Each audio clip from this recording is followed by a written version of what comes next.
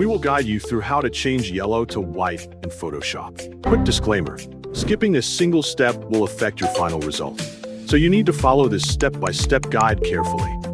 If this guide helpful, don't forget to like and subscribe. First, don't forget to comment if you still need our help or want to ask something, and we will reach you as soon as possible.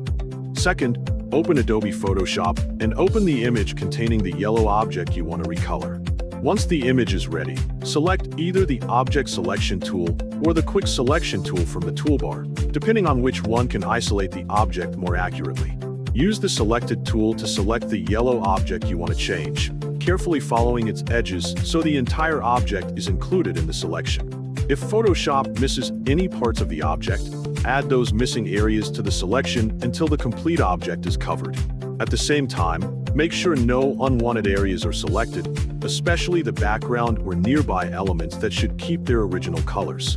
After the selection is complete, open the Layers panel so you can apply the adjustment without directly changing the original image. Click the new adjustment layer icon and select Hue/Saturation from the available adjustment options. Photoshop will automatically create a mask from the object selection, which keeps the adjustment limited to the selected object.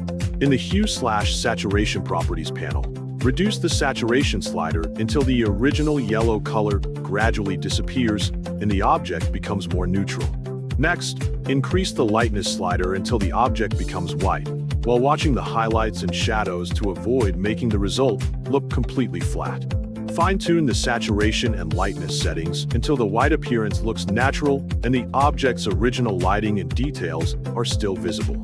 Once the color looks right, hide and unhide the Hue/Saturation layer to compare the edited version with the original and clearly see the before and after result. Finally, save or export the final image in your preferred format and location.